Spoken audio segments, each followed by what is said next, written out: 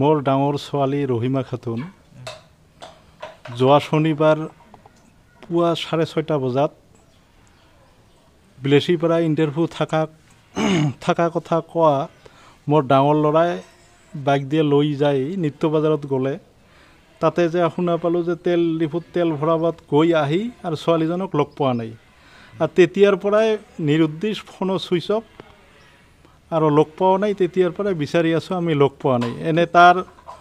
লগ বন্ধু বান্ধৱীক খোজ কৰা হৈছে বহুতো কিমান দিন হ'ল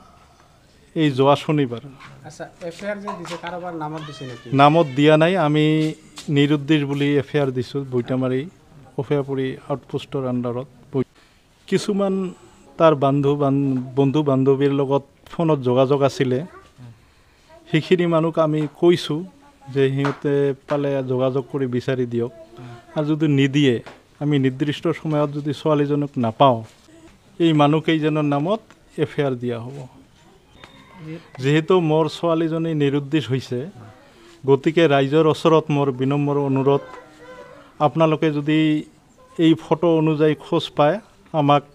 জনাব বা বৈতামাৰী আউটপোষ্টত জনালেও হ'ল মোবাইল নাম্বাৰো দিয়া আছে তেনেকৈ আমাক মানে খবৰটো দি যাতে উপকৃত কৰে জানো আপোনাৰ নাম মোৰ নাম আব্দুল ৰহিম এই গাঁওখনৰ নাম কি গাঁওখনৰ নাম কাইটপাৰা পাৰ্ট 2 আপোনাৰ ছোৱালী মোৰে ছোৱালী